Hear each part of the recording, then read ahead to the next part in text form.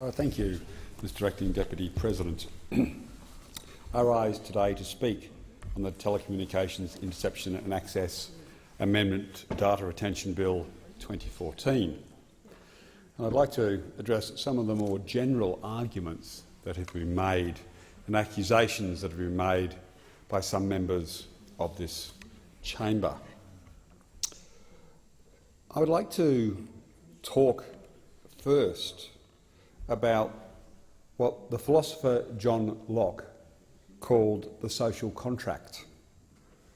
It is a philosophy that underpins many democratic governments, particularly those in Europe and here in Australia.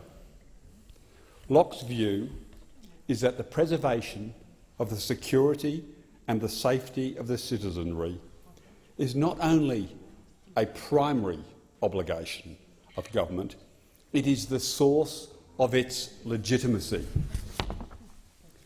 Under the social contract, citizens notionally agree to forsake certain freedoms in exchange for the government assuring their security and safety on the basis of mutually acceptable moral principles. This is described as the consent of the governed. In the Second Treatise of Civil Government, John Locke wrote, "The great end of man's entering into society being the enjoyment of their properties in peace and safety, and the great instrument and means of that being the laws established in that society." The government is there to support society in peace and safety.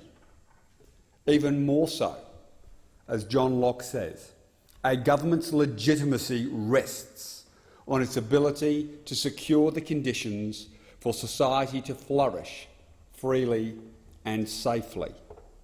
And this is what we are debating here today. Our great country can only be so if we are safe. Our great country can only be so if we ensure, as best we can, a peaceful place for our citizens to flourish. There is a balance between freedoms of the individual and the freedom to live in safety. This is a balance that all governments and responsible oppositions must weigh up when it comes to questions of national security. It is easy for some in this place who sit outside government and the responsibilities it holds to pursue the populist route.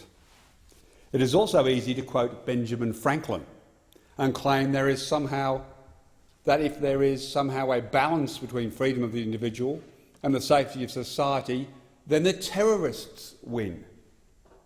To do so, Mr Acting Deputy President, does this place a disservice. Australia is not the United States. Unlike in the United States, the right to bear arms, thankfully, is not written into our Constitution. In Australia, there is agreement that the primary role of government is to keep our society safe, whether it's the environment, whether it's labelling laws to ensure that we're not poisoned by foods, all of which get debated in this chamber on a regular basis, or the national security issues, or the safety of people to go about their business in streets, or buy a coffee in a cafe in Sydney. All of these issues deserve and should be debated in this chamber. But to assert that the prime obligation is the freedom of the individual at the expense of all else is to walk away from the Lockean social contract, to walk away from the consent of the governed. There is always a balance between freedom and safety. It's a balance that all democratic governments and responsible governments have to grapple with. So this bill comes to the Senate, having been, and I stress this, heavily amended in the other place. It was the subject of a rigorous inquiry and report by the Parliamentary Joint Committee on Intelligence and Security.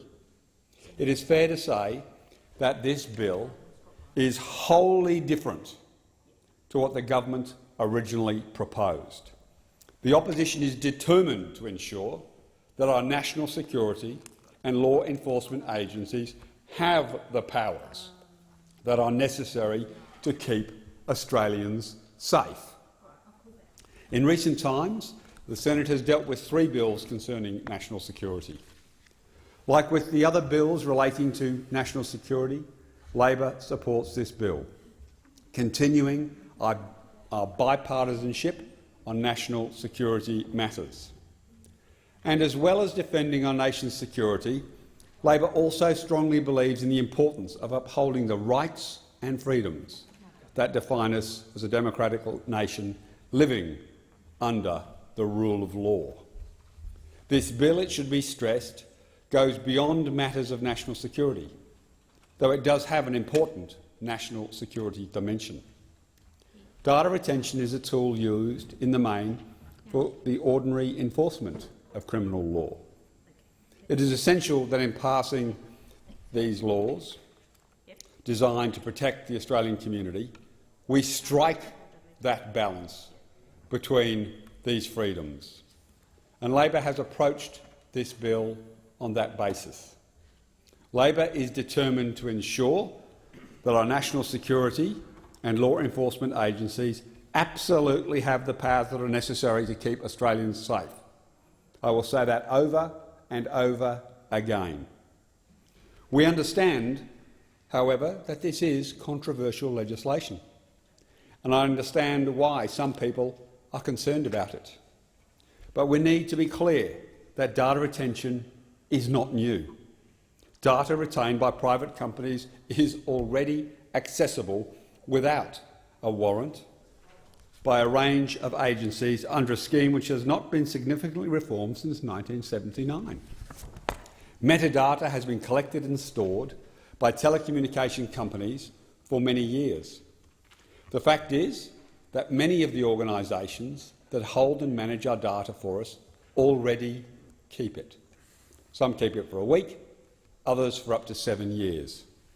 They keep it in an environment that is loosely regulated, with few rules and little oversight.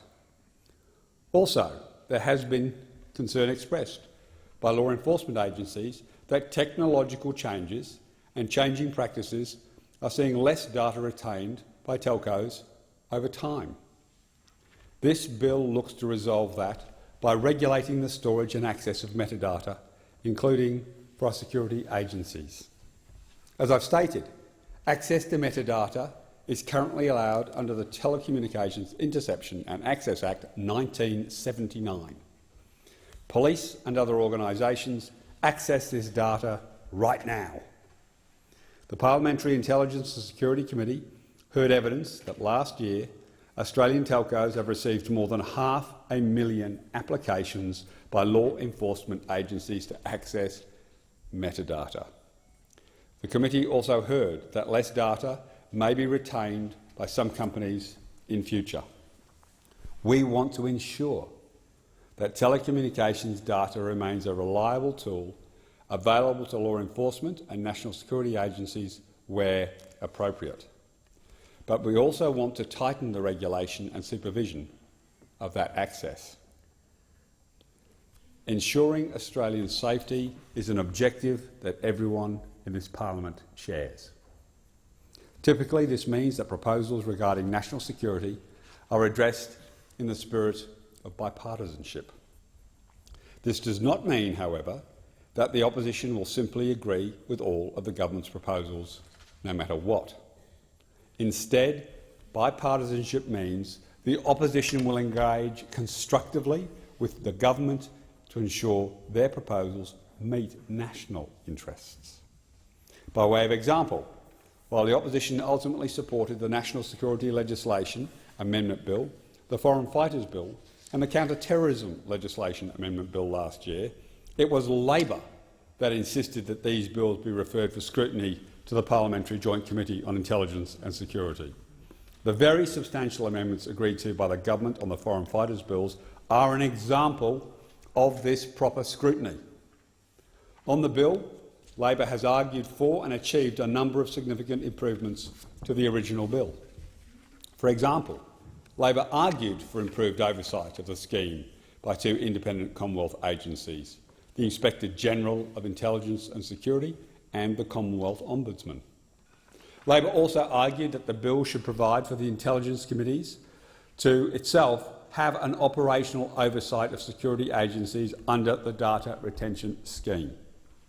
Further, Labor argued for amending the bill so that an agency must be satisfied on reasonable grounds that interference with the privacy of any person is justifiable and proportionate. All of these are the recommendations from the committee that the government has accepted. In all, the committee made 38 substantive recommendations to the original bill. Labor insisted the government implement each and every one of them, and the bill was amended as required in the other place. As a result, the bill that we debate in this chamber is of a wholly different character to that introduced in the House last October. Most notably, the committee recommended and successfully implemented changes. It's like living in. Order. You actually think you live in the United States? You guys are an offshoot of the Republican Party nowadays. You're actually an offshoot of the Republicans. Senator Conroy. Seriously. You're up there with the GOP. Senator Conroy, I just remind you to address My apologies. I'm being harangued by your colleagues in your party. I'm aware of that. But I didn't notice you mentioned them in that little admonishment that I received. To come to order, Thank you. Conroy, yeah. Most notably, the committee recommended and successfully implemented changes to the bill that gave journalists and their sources some protection from this bill. The committee recommended that the Ombudsman, the Inspector-General of Intelligence and Security and the committee itself be notified where retained data was accessed to identify a journalist's source. This was a worthy measure, but it wasn't enough. It took Labor writing to the Prime Minister to force the government into creating a warrant regime to protect journalists and their sources. Now, I'm not standing here to score points. I welcome this change of heart, and I hope that it gives the media and the broader community some reassurance. This amendment includes the creation of a public interest advocate. The PIA, likely to be a senior barrister or barristers, must be notified whenever an application for a warrant is made. The PIA will be empowered to stand in the shoes of the journalist and argue why it is contrary to the public interest to issue the warrant. These changes mean much stronger protections for journalists and their sources, certainly much stronger than what the government originally proposed. This is a crucial improvement on the bill as originally introduced. While this bill is largely different to what was originally put by the government, there remains some unfinished business. For instance, Labor remains concerned about whether companies should be obliged to store data in Australia. Former Director-General of ASIO, David Irvin, said recently that he would be concerned about the security of retained data if it was stored overseas because it would be governed by someone else's sovereign legislative system. This matter is currently being examined by the telecommunications sector security reform. This is a process that Labor started in government and which the Abbott government says will be completed well before the end of this data retention scheme implementation period. This is an issue that Labor will have strong views on and will continue to watch with interest. Now, Mr Acting Deputy President, our security agencies have requested changes to these laws to support their work in fighting terrorism and organised crime. Labor has held the government to account during this process, as is appropriate.